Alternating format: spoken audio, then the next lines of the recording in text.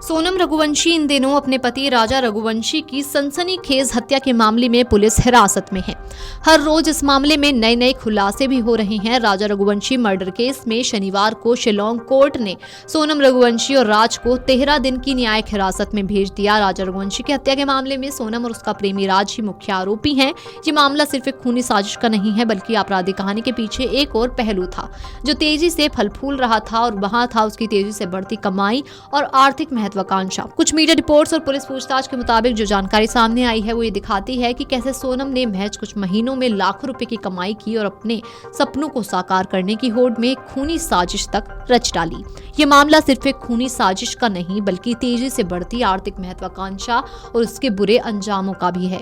Media reports और police पूछताछ के बाद जो चौंकाने वाली जानकारी सामने आई है वो दिखाती है कि कैसे सोनम ने कुछ ही महीनों में लाखों रुपए कमाए और अपने सपनों को पूरा करने की होड़ में एक जघन्य अपराध कर डाला। दरअसल खबर है कि सोनम का परिवार लंबे समय से प्लाईवुड के कारोबार से जुड़ा हुआ है। इस पारिवारिक व्यापार में सोनम की भूमिका बेहद महत्वपूर्ण थी।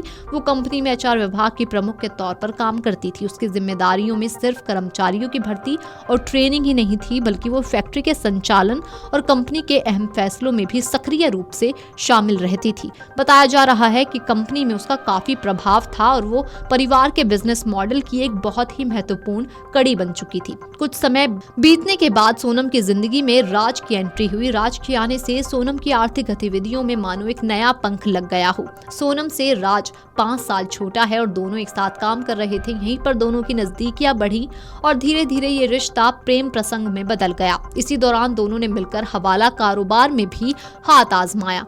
सूत्रों की माने तो राजा ने अपने हवाला नेटवर्क के जरिए सिर्फ 8 महीनों में सोनम के लाखों रुपए की नकद आमदनी करवाई। ये सारे लेन देन बड़ी चालाकी से किए गए थे। पैसों का ये हेर फेर सोनम के मौसेरे भाई जितेंद्र रघुवंशी के बैंक खातों के जरिए किया जाता था। छोटी मोटी रकमों में पैसों का लेन देन करके हवाला के इस अवैध खेल को काफी समय तक किसी की नजर में आने नहीं दिया गया। फरवरी 2024 में सोनम की सगाई एक ट्रैवल कारोबारी राजा रघुवंशी से तय हुई। इस शादी के पीछे भी सोनम का एक बड़ा आर्थिक स्वार्थ छिपा हुआ था। राजा की आर्थिक स्थिति काफी मजबूत थी और सोनम ने इसे अपने लिए एक और बड़े अवसर के रूप में देखा। वो राज कुशवाहा को नहीं छोड़ना चाहती थी और यही वजह बनी कि दोनों ने मिलकर राजा को रास्ते से हटाने की खूनी योजना बना डाली। 11 मई को राजा रघुवंशी से शादी करने के बाद सोनम ने राजा के साथ हनीमून पर जाने की योजना बनाई। वे गुवाहाटी होते हुए शिलोंग पहुंचे, लेकिन ये हनीमून की यात्रा वास्तव में राजा को खत्म करने की एक गहरी साजिश थी। अपनी योजना के तहत सोनम ने राजा को महंगी ज्वेलरी पहनाई ताकि उसकी मौत को लूटपाट का मामला दिखाया जा सके और किसी को उन पर शक न हो। 23 मई को सोनम ने 3 शूटरों की मदद से राजा को एक गहरी खाई में धकेला और उसकी बेरहमी से हत्या कर दी। इस पूरी घटना से साफ है कि सोनम की बेकाबू आर्थिक महत्वाकांक्षा ही उसे अपराध की राह पर ले गई। एक तरफ वो अपने पारिवारिक व्यवसाय में एक प्रभावशाली भूमिका निभा रही थी, तो दूसरी ओर अवैध हवाला कारोबार के जरिए लाखों रुपए कमा रही थी। वहीं राजा रघुवंशी से शादी करके उसने खुद के लिए सामाजिक और आर्थिक सुरक्षा की एक और मजबूत परत बनाने की कोशिश की थी।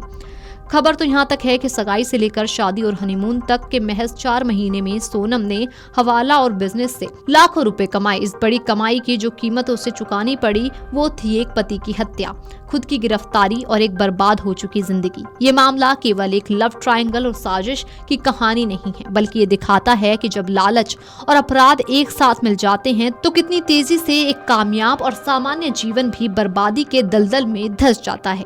Video desk amarujala.com। अगर आप ये वीडियो YouTube पर देख रहे हैं तो हमारे चैनल को सब्सक्राइब कर बेल आइकन दबाएं और Facebook पर देख रहे हैं तो हमारे पेज को लाइक करें।